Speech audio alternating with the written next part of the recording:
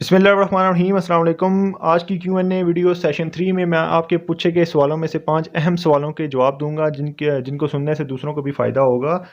तो सबसे पहले हम हशीश साहब पूछते हैं, इंजन टैपर्स क्या होते हैं और इनको कैसे एडजस्ट करते हैं। तो एडजस्ट करने का तो मैं नहीं अभी बता सकता, वो तो प्रैक्टिकली बता सकते हैं, लेकिन होते हैं क्या इनके बारे में मैं थोड़ा सा आपको गाइड कर देता हूँ। अगर इंजन टैपर्स बेसिकली होते हैं कि जो जैसे कि आप पिक्चर में देख रहे हैं कि इनके दरमियान जो गेज लगती है और इनको एडजस्ट किया जाता है, इनके ऊपर रोकर होता है और नीचे वाल होता है, इनके दरमियान एडजस्टमेंट होती है, ये इनके इंजन टैपर्स हैं। अब मैं यहाँ पे आपको बता देता हूँ बेसिक चीज़ के इंजन टैपर्स अगर टाइट हों तो क्या प्रॉब्लम आती है गाड़ी में, और अगर लूज़ हों तो क्या प्रॉब्लम आती है। टाइट से मुराद ये है कि जो इंजन का वाल है जो हेड के अंदर उसके सिलेंडर के अंदर जा रहा है, और ऊपर जो रोकर है जिसे एडजस्टर भी बोलते हैं, इनके दरमियान जो क्लीयरेंस होती है, यानी कि इनके दरमियान जो फासला होता है उसे हम वहाँ पे गेज लगाते हैं। अगर ये कम होगा तो इसे टाइट बोलेंगे, अगर ये अपने खास फासले से ज़्यादा होगा तो इसे लूज़ बोलेंगे। तो पहले हम बात करते हैं कि टैपर टाइट हो तो क्या मसला आता है गाड़ी के अंदर। तो देखें, जब वाल के ऊपर जो एडजस्टर है, जो रोकर, अगर उससे ज़्यादा करीब होगा तो एयर और फ्यूल जो पिस्टन कंप्रेस करके ऊपर आता है, जब वो पूरा कंप्रेस कर चुका होता है तो ऊपर सिर्फ स्पार्क होता है जिससे कंबशन होती है। लेकिन अगर उस कंप्रेस करने वाले सेशन में वाल कोई एक तो अपनी टाइम से पहले खुल जाता है तो क्या होता है, वो कंप्रेशर थोड़ा लीक कर जाएगा, जिससे क्या होगा कि कंबक्शन भी अच्छी नहीं होगी और आपको एक तो फ्यूल एवरेज अच्छी नहीं मिलेगी, प्लस आपको लगेगा कि जैसे गाड़ी के इंजन के अंदर जान ही नहीं है और आपको गाड़ी गुटी गुटी महसूस होगी। तो ये टैपर टाइट होने की निशानी है। इसी तरह अगर टैपर लूज़ होता है तो गाड़ी के अंदर जो कंप्रेशर या आउटलेट, जब उसका एग्जॉस्ट के अंदर जो धुआं निकलने का टाइम होता है, अगर उस टाइम प्रॉपर वाल उस टाइम नहीं खुलेगा तो क्या होगा, गाड़ी के अंदर मिसिंग आएगी, यानी कि उसके अंदर जो उसको अपनी एग्जॉस्ट की तरफ से उसने अपनी गैस बाहर निकालनी है, वो जब प्रॉपर टाइम पे नहीं निकल पाएगी तो आपको गाड़ी के अंदर मिसिंग महसूस करेंगे। प्लस आपको गाड़ी के अगर इंजन हेड के पास अगर आप सुने गौर से तो आपको हल्की हल्की टिक टिक टिक की आवाज़ आती है, जो टैपर अगर लूज़ होते हैं, क्योंकि इनके दरमियान अगर फासला ज़्यादा आ जाता है तो ये आपस में जब टकराते हैं तो इनकी आवाज़ थोड़ी ज़्यादा बन जाती है। तो ये कुछ निशानियाँ टैपेट लूज़ होने की। यहाँ टैपेट से रिलेटेड आपको एक और बात बताता चलूँ कि हर गाड़ी के अंदर आपको एडजस्टेबल टैपेट नहीं मिलते, जैसे कि आप पिक्चर में देख रहे हैं वैसे टैपेट हर गाड़ी के अंदर नहीं होते हैं। होंडा सुजुकी के काफ़ी सारे मॉडल्स में एडजस्टेबल आते हैं, लेकिन कुछ टैपर्स वो होते हैं जो HLA हाइड्रोलिक लीफ एडजस्टमेंट होते हैं, और कुछ जो होते हैं वो बकेट वाले होते हैं, जिसके ऊपर मैं पहले भी एक वीडियो बना चुका हूँ, HLA के ऊपर भी और बकेट वाले भी। उन दोनों के लिंक आपको डिस्क्रिप्शन में मिल जाएंगे, उनको कैसे हम एडजस्ट कर सकते हैं। लेकिन जो एडजस्टेबल होते हैं सिर्फ उन्हीं को हम एडजस्ट कर सकते हैं। जो फिक्स टैपर्ट आते हैं वो उनको हम एडजस्ट नहीं कर सकते, उनको सिर्फ हम तब्दील कर सकते हैं। उनका हेड तब्दील होता है या फिर उनके अंदर जो बकेट्स होती हैं या HLA है वो तब्दील होती हैं। सेकंड क्वेश्चन है मोहम्मद अयूब साहब का। ये कहते हैं, sir Nissan skyline model 2004 model petrol है, स्टार्ट होकर बंद हो जाती है और रेस भी नहीं उठा रही, प्लीज़ हेल्प मी। सेकंड ये कह रहे हैं कि डायग्नोस करने पर इनका जो कोड आ रहा है P1123 ETC मोटर, प्लस इनका एक और कोड इन्होंने बताया कि P0110 एयर टेम्परेचर सेंसर। तो इसके अंदर जो एयर टेम्परेचर सेंसर है वो I80 सेंसर है, मास एयर फ्लो वाला नहीं है, और 2004 मॉडल निसान है। और इसके अंदर जो थ्रॉटल बॉडी आई है वो विदाउट इलेक्ट्रॉनिक, एक होती है इलेक्ट्रॉनिक मोटर जिसके अंदर मोटर लगी होती है, एक होती है तार वाली जिसके साथ एक मैनुअली तार लगी होती है रेस पैडल के साथ। तो इसका आप ऐसा करें कि टीपी सेंसर की वायरिंग चेक करें, प्लस अगर टीपी सेंसर की वायरिंग ओके है तो इसकी आप टीपी सेंसर चेंज करें, तो इसका जो रेस नहीं ले रही या फिर बंद हो जाती है वो मसला हल हो जाएगा। और इनटेक एयर टेम्परेचर को साफ़ करके लगाएं, उसकी भी वायरिंग वगैरह चेक करें, और इसको आप साफ़ करके लगाएं, नहीं तो इसको तब्दील करें तो आपका मसला इंशाल्लाह हल हो जाएगा। गाड़ी जो रेस नहीं ले रही और बंद हो रही है, ये टीपी सेंसर का इशू है। तीसरे नंबर पे अली खान साहब पूछ रहे हैं कि होंडा विज़ल, जो मैंने हाइब्रिड और विदाउट हाइब्रिड की वीडियो बनाई थी, इनके नीचे इन्होंने कमेंट किया है कि जिन गाड़ियों के अंदर डीसी कन्वर्टर नहीं होता उनके अंदर जो हाइब्रिड बैटरी कैसे चार्ज होती है, जैसे कि होंडा विज़ल। और इन्होंने सेकंड पूछा है कि हाइब्रिड गाड़ी के अंदर जो सेल्फ स्टार्टर नहीं होता वो कैसे स्टार्ट होती हैं। तो सबसे पहले इनका जो फर्स्ट क्वेश्चन है उसका जवाब दे देता हूँ। इन्होंने पूछा कि जब होंडा वेज़ल है उसके अंदर डीसी टू डीसी कन्वर्टर नहीं है, जैसे प्रियस और एक्वा का आप बोनट खोलते हैं तो सामने नज़र आता है, तो इसके अंदर भी होता है, बिल्कुल होता है, लेकिन इसको आपकी जो लोकेशन है वो उसको बैटरी, जो हाइब्रिड बैटरी उसके साथ मिलेगी।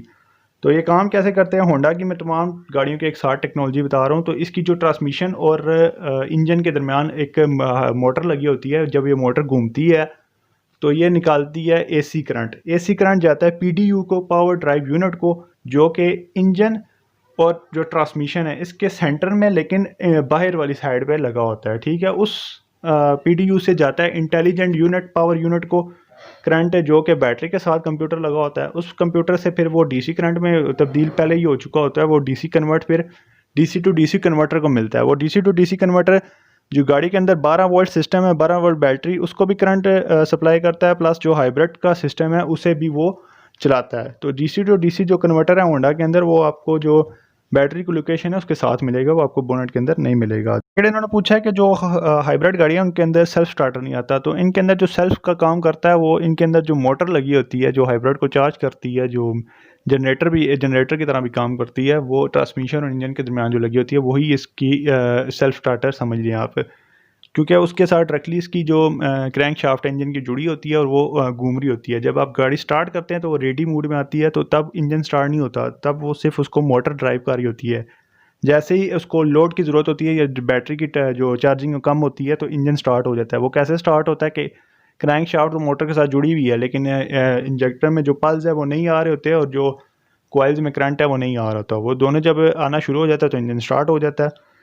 इसी तरह कुछ डाउन मॉडल्स में होंडा वगैरह में सेल्फ स्टार्टर भी है जो हाइब्रिड है, लेकिन जितनी भी अपग्रेड देखेंगे हाइब्रिड गाड़ियाँ उनके अंदर आपको सेल्फ स्टार्टर नहीं मिलेगा।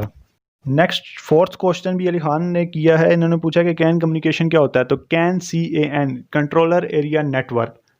जो आप ओबीडी ग्रिप देख रहे हैं इसके ऊपर अंदर जो दो वायर्स दिखाएंगी है 6 नंबर और 14 नंबर। इसके अंदर दो बेसिकली वायर्स यूज़ होती है जो जितने भी कंपोनेंट्स हैं गाड़ी के अंदर उनके ऊपर जाती हैं। जो इसके अंदर 6 नंबर वायर है वो कैन हाई है और जो 14 नंबर है वो कैन लो है। तो ये दो वायर्स गाड़ी के अंदर जितने भी कंपोनेंट है ECM, PCM, BCM, ABS, EPS, immobiliser और इंस्ट्रूमेंट क्लस्टर और जितने भी और कंपोनेंट्स गाड़ी के अंदर काम कर रहे होते हैं, इनके सब के ऊपर ये जा रही होती है, इनकी आपस में कम्युनिकेशन करवाती है। तो बेसिकली ये आपस में जितना भी हम स्कैनर लगा के गाड़ी को स्कैन करते हैं और गाड़ी के अंदर हर एक अलग-अलग फंक्शन होता है स्कैनर के अंदर कि इस चीज़ को स्कैन करना, ABS को, हाइब्रिड को या जिसको भी आपने स्कैन करना है, तो वो बेसिकली इन दो तारों के ज़रिए मुमकिन होता है। कैन सिस्टम कुछ इस तरह से काम करता है। तो मैं इंशाल्लाह कोशिश करूँगा इस टॉपिक के ऊपर डिटेल वीडियो बनाने की, क्योंकि इस टॉपिक को समझाने के लिए काफ़ी ज़्यादा टाइम चाहिए, छोटा सा टॉपिक नहीं है। लास्ट क्वेश्चन है फयाज बलोच का। ये कहते हैं एक क्वेश्चन ये है कि एक सिलेंडर हेड के साथ के फॉल्ट्स को कैसे कंफर्म करें कि इंजन वाल्व्स या हेड में मसला है, कंफर्म कैसे करें। तो ये पूछ रहे हैं कि गाड़ी के अंदर आमतौर पर जब मिसिंग आती है तो हम कैसे कंफर्म करें कि इंजेक्टर पल्स नहीं आ रहे, कॉइल्स में करंट नहीं आ रहा या इंजन के इंटरनल मसला है। तो इसको फाइंड करने का बहुत ही आसान तरीका है, वो ये है कि आप गाड़ी स्टार्ट कर लें। गाड़ी स्टार्ट है, आपने बारी बारी या तो आपने इंजेक्टर्स के जो ग्रिप है वो आपने उतारना है या फिर आप स्पार्क जो कॉइल्स हैं वो आप उतार लें, जो आपकी मर्ज़ी है। मिसाल के तौर पर एक 4 सिलेंडर गाड़ी है, उसका आप बारी बारी एक एक करके कॉइल उतार रहे हैं। आप पहली कॉइल उतारते हैं तो पहले से गाड़ी के अंदर मिसिंग है, ठीक है, गाड़ी के अंदर मिसिंग। आप एक कॉइल उतारेंगे तो देखेंगे गाड़ी के अंदर मिसिंग बढ़ गई है, यानी कि वो सिलेंडर ठीक काम कर रहा है। आप दूसरी उतारेंगे, गाड़ी के अंदर मिसिंग फिर से बढ़ गई, यानी कि दूसरा सिलेंडर भी काम कर रहा है।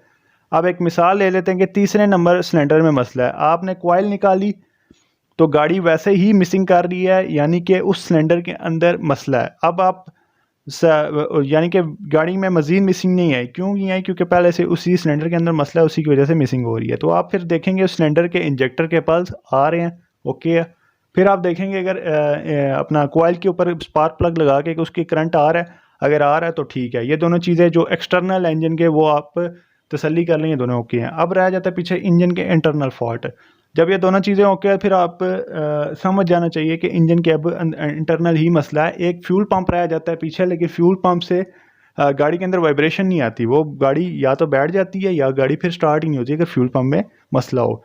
फ्यूल पंप से कभी भी वाइब्रेशन नहीं आती या जर्किंग नहीं होती इंजन के अंदर, तो फिर आप समझ जाएँ कि इंजन के अंदर से वॉल डैमेज है या फिर सिलेंडर या हेड किसी जगह से क्रैक है या जो भी है, फिर आप समझ जाएंगे इंजन के इंटरनल मसला है, ठीक है। तो ये बहुत आसान सा तरीका है किसी भी इस तरह फॉल्ट को ट्रेस करना।